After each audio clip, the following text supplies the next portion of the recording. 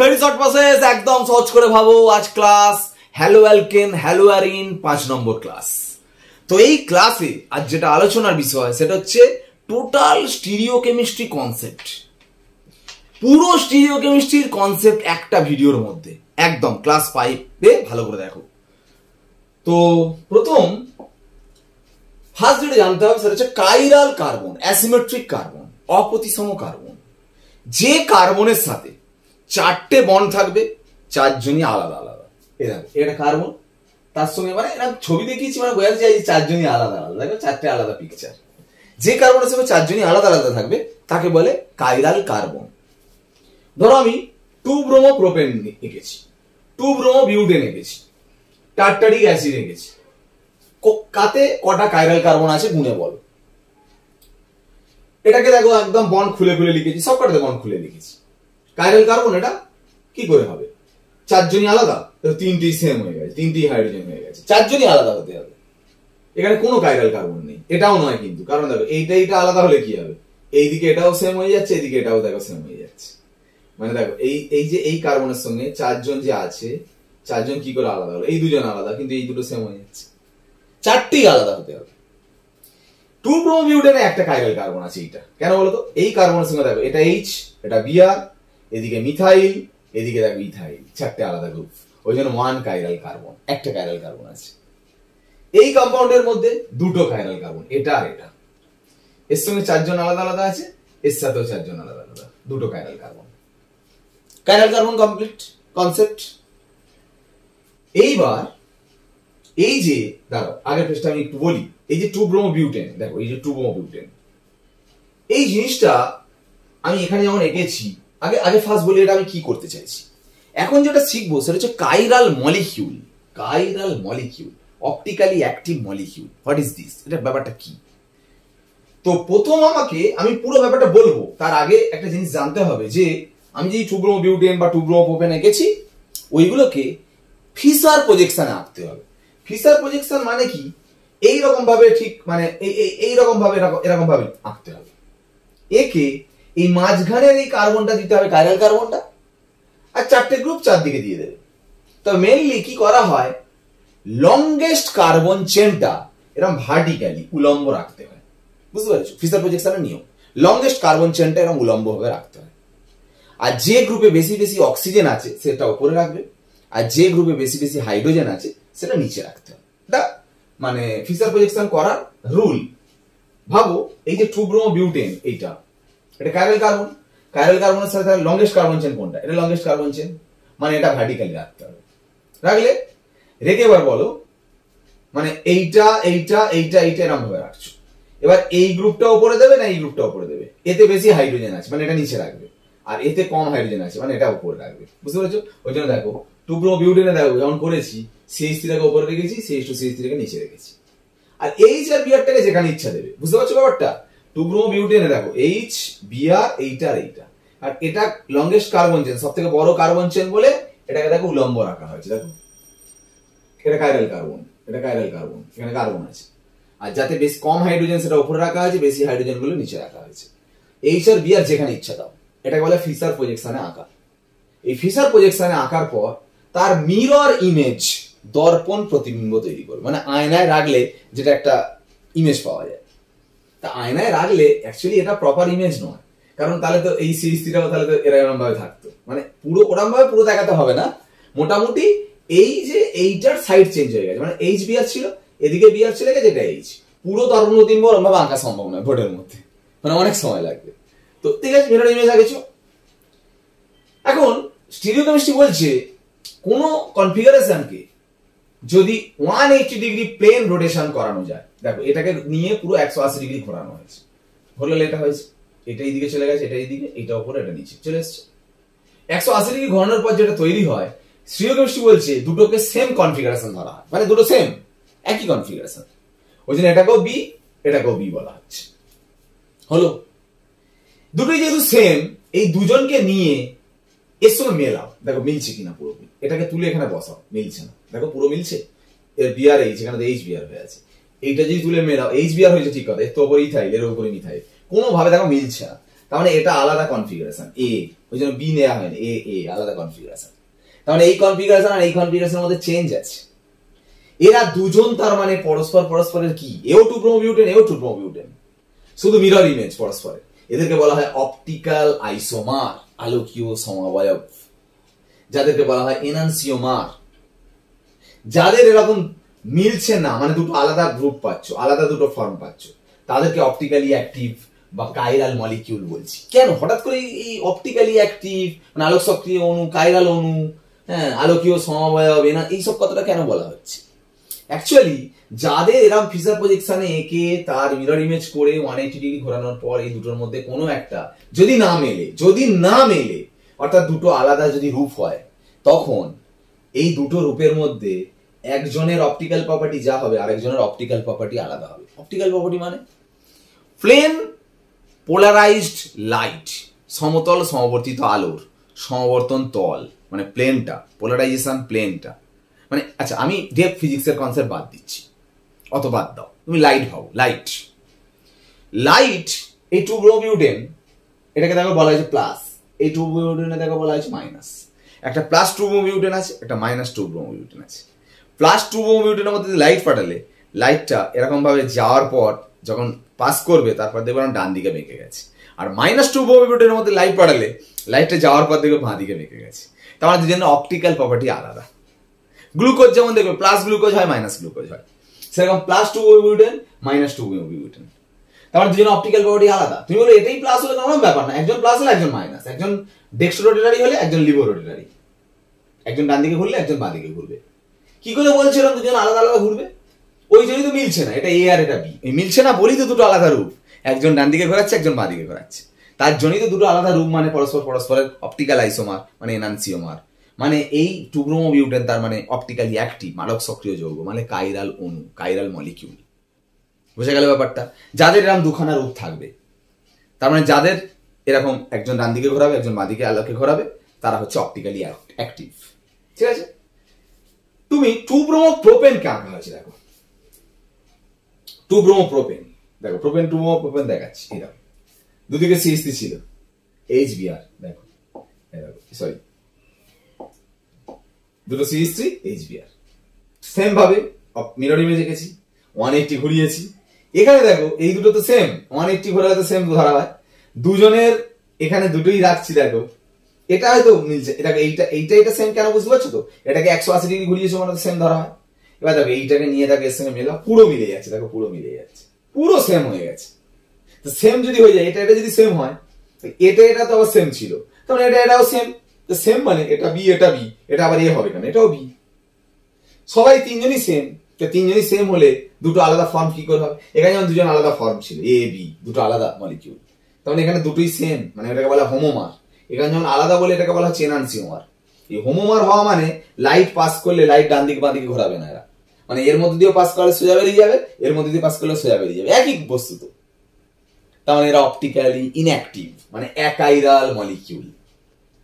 তবে একটা কথা বলি শোনো, মজার ব্যাপার, এই টু ব্রোমো প্রোপেনে দেখো একটা কাইরাল কার্বন ছিল, আর টু ব্রোমো বিউটেনে একটা কাইরাল কার্বন ছিল, আর টু ব্রোমো প্রোপেনে দেখো কোনো কাইরাল কার্বন ছিল না।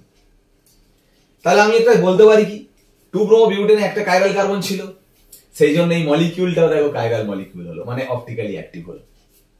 আর এর মধ্যে কোনো কাইরাল কার্বন ছিল না, সেই জন্য মলিকিউলটা হলো অ্যাকাইরাল মলিকিউল, মানে অপটিক্যালি ইনঅ্যাক্টিভ। তাহলে কি বলতে পারি, কারোর মধ্যে যদি একটা কাইরাল কার্বন থাকে সে অপটিক্যালি অ্যাক্টিভ হবে, তার মানে তার দুটো রূপ থাকবে, একটা রূপ ডান দিকে আলোকে ঘোরালে আর একটা রূপ বাঁ দিকে আলোকে ঘোরাবে।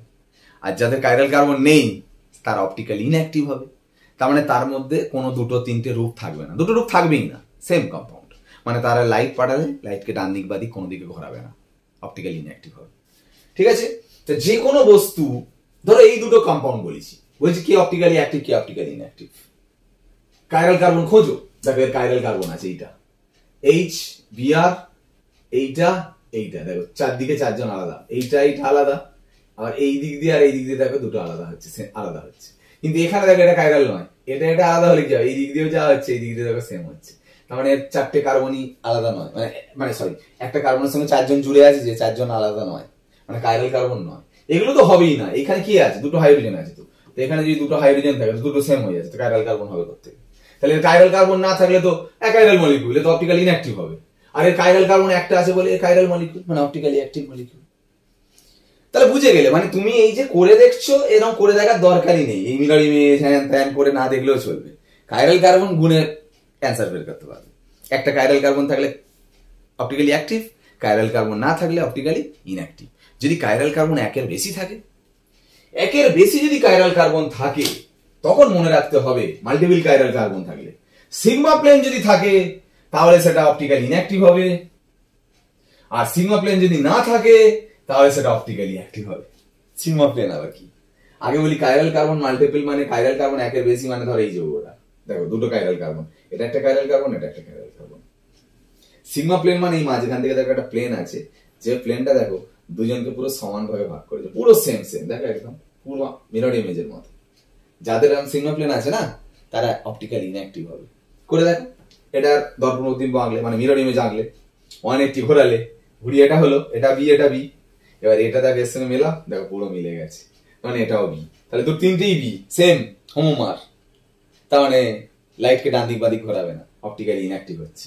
এই কম্পাউন্ডকে বলে মেসো কম্পাউন্ড। কাইরাল কার্বন দুটো আছে অথচ অপটিক্যালি ইনঅ্যাক্টিভ হচ্ছে, সিগমা প্লেন আছে বলে, ঠিক আছে, এদেরকে মেসো কম্পাউন্ড বলে। আর এইটাও দেখো, এতেও কাইরাল কার্বন দুটো আছে কিন্তু অপটিক্যালি অ্যাক্টিভ হচ্ছে, কেন? সিগমা প্লেন নেই। এই প্লেনটাকে সিগমা বলতে পারবে না, কারণ দুটো সমানভাবে ভাগ হচ্ছে না। দেখো এটা ওইচ এইচ আছে, মানে পুরো সেম, এইটা পুরো সেম হতে হবে। এর এই ওইচ এদিকে, এর ওইচ এদিকে আছে, বুঝতে পারছো কথাটা? সিগমা প্লেন নেই, সেজন্য দেখো এটাকে মিরর ইমেজকে 180 ঘোরানোর পর যেটা হয়েছে দেখো সেটা এর সঙ্গে মিলছে না। দেখো মিলছে না মানে কি? দুটো আলাদা রূপ, মানে এটা যদি প্লাস হয় এটা মাইনাস, মানে ডান দিকে ঘোরালে বাঁ দিকে ঘোরাবে, মানে অপটিক্যালি অ্যাক্টিভ, সিগমা প্লেন নেই বলে, ঠিক আছে? তাহলে কাইরাল কার্বন তার মানে একের বেশি হলে, মানে দুটো হলে মানে অপটিক্যালি অ্যাক্টিভ হতে পারে, অপটিক্যালি ইনঅ্যাক্টিভ হতে পারে। সিগমা প্লেন থাকলে অপটিক্যালি ইনঅ্যাক্টিভ, আর সিগমা প্লেন না থাকলে অপটিক্যালি অ্যাক্টিভ, ঠিক কি না? তো মোটামুটি তোমরা জানতে পারলে যেটা, হোমোমার মানে সেম কম্পাউন্ড, এনানসিওমার মানে কি দেখছো? মিরর ইমেজ, দর্পণ প্রতিবিম্ব, অথচ মিলবে না, পুরোপুরি মিলবে না। পুরো মিলে গেলে তো হোমোমার। আর হোমোমার এনানসিওমার যদি দুটোর মধ্যে কোনোটাই না হয় তখন সেটাকে বলে ডায়াস্টিরিওমার।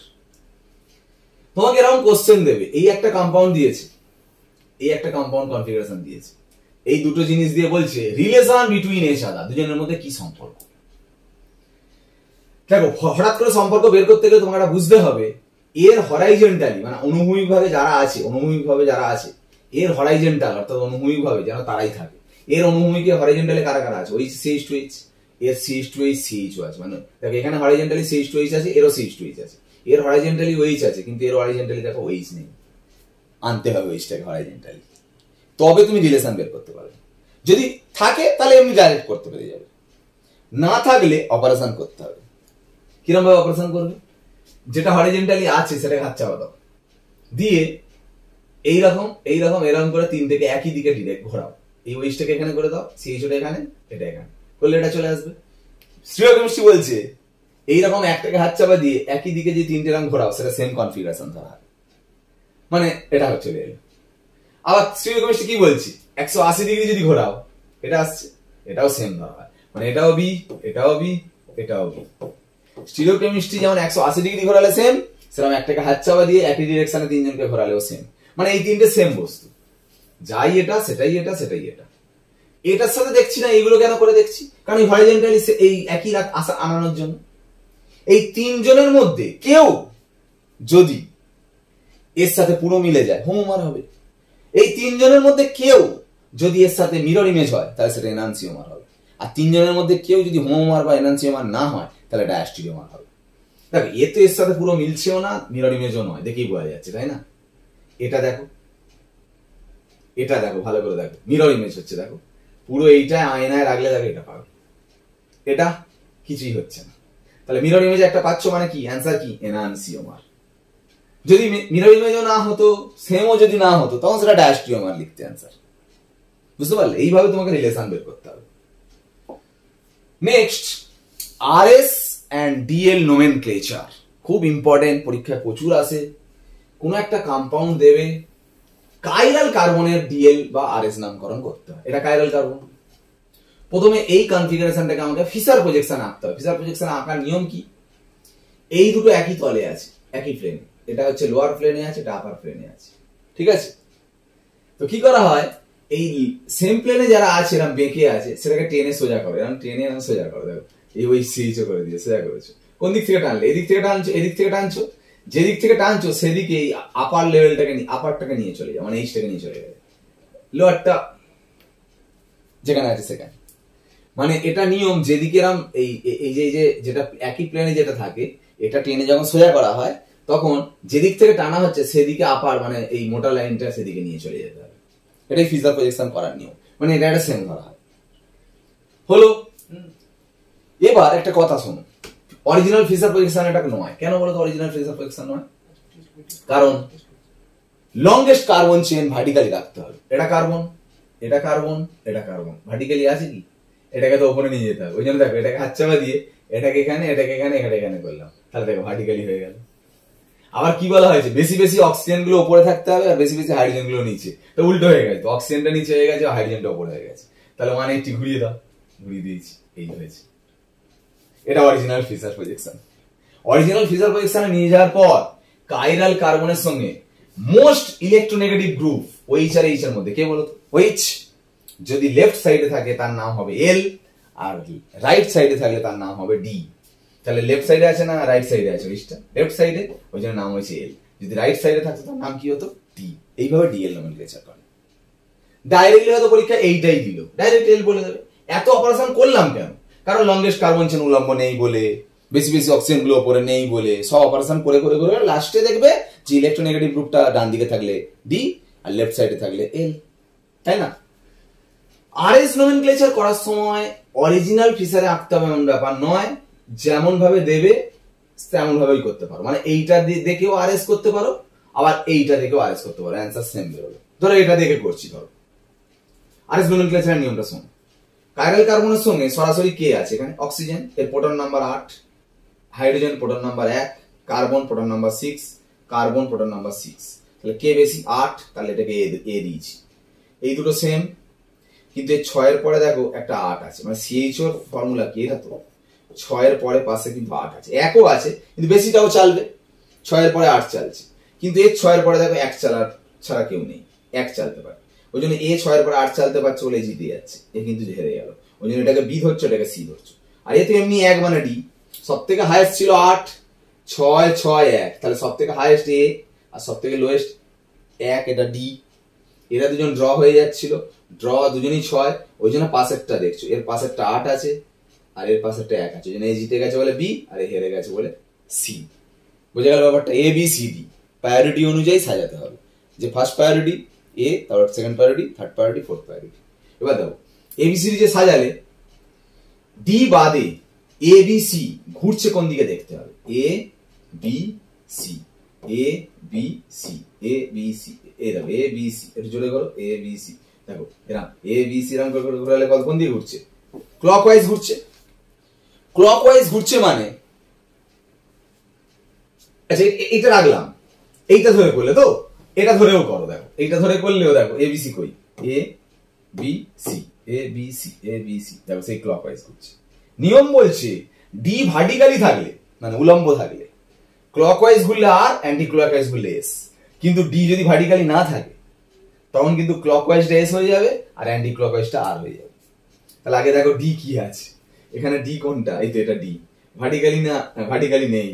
ভার্টিক্যালি নেই মানে এরকমটাকে কি বলবো, এটাকে এমনি ভার্টিক্যালি থাকলে আর বলা হচ্ছে, কিন্তু ভার্টিক্যালি নেই মানে কি হবে? Answer S. ওই জন্য এর অ্যান্সার হচ্ছে এস।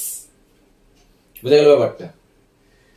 তাহলে এটা এস, এটা কিন্তু মাথায় রাখবে, এটা ভালো করে বোঝার চেষ্টা কর। ডি যদি ভার্টিক্যাল হয় তখন এর ক্লকওয়াইজ ঘুরলে আর হয়, তো ডি ভার্টিক্যালি কি আছে? হরাইজন্টালি আছে, ওই জন্য এরকম ঘুরছে বলে এস বলছি। তাহলে এর নাম এস। অনেক সময় ইউপ্যাক নোমেনক্লেচার সমেত এস বলতে হয়। এর নাম যেমন কি হয় বলো? লংগেস্ট কার্বন হচ্ছে 1 2 3, 2 হাইড্রক্সি প্রোপানল। তাহলে 2 নম্বর কার্বনটা কাইরাল কার্বন, মানে 2s হাইড্রক্সি প্রোপানল। অরিজিনাল নামটা যেটা বলবো 2s হাইড্রক্সি প্রোপানল। বুঝা গেল ব্যাপারটা? মানে কাইরাল কার্বন যেটা সেটাকে এস নাম দিলাম, হয় আর নালে এস নাম করো। এটা যেটা নোমেনক্লেচার করলাম হয় ডি নালে ডি এর নোমেনক্লেচার।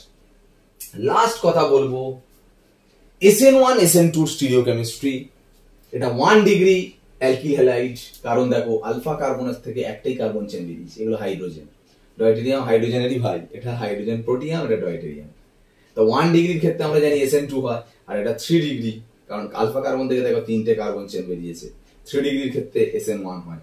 তো SN2 নিয়ম কি, পিছন দিক দিয়ে ব্যাক সাইড অ্যাটাক হচ্ছে, আর ব্যাক সাইড যদি অ্যাটাক হয় তাহলে সিএল যেদিকে আছে ওই তার উল্টো দিক দিয়ে যাচ্ছে বলে পুরো জিনিসটা ছাতার মতো ঘুরে যাবে, এর ঠিক মিরর ইমেজ, দর্পণ প্রতিবিম্ব তৈরি হবে। দেখো শুধু সিএল এর জায়গায় ওইচ হয়ে যাবে, বাকি সব মিরর ইমেজ হয়ে গেছে, মানে ইনভার্সন হচ্ছে, উল্টে যাচ্ছে।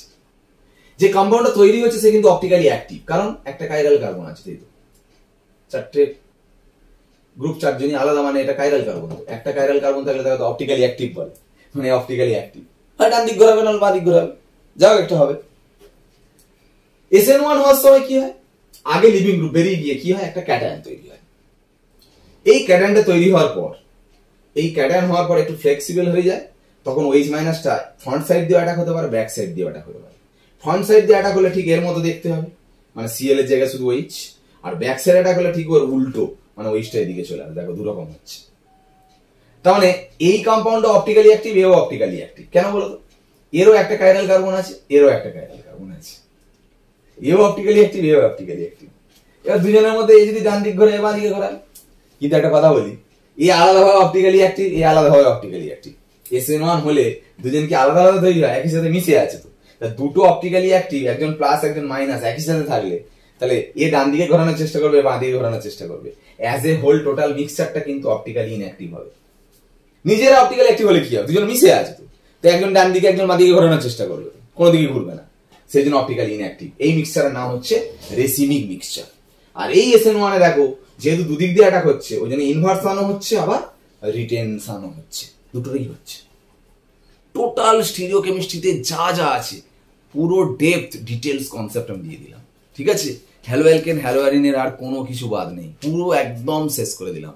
তো অর্গানিকের একটা হিউজ চ্যাপ্টার তোমরা কিন্তু শেষ করে ফেলেছো, আর সেমিস্টার থার্ডের একমাত্র মানে অ্যালকোহল ফেনল ইথার এই অর্গানিক চ্যাপ্টারটা কিন্তু পড়ে রয়েছে, তাই না। যাই হোক, আমরা দেখছি হ্যালো অ্যালকেন হ্যালো অ্যারিন নিয়ে যদি আরো কিছু ডাউট ক্লিয়ারিং বা কোনো কিছু ক্লাস রাখা যায়, আর একটাই হয়তো ক্লাস দেওয়া হবে, ঠিক আছে, যদি দেওয়া হয়, আর নাহলে পরের দিন আবার নতুন চ্যাপ্টার নিয়ে আবার ফিরে আসছি। আজ ক্লাস এখানে শেষ করলাম, ওকে বাই।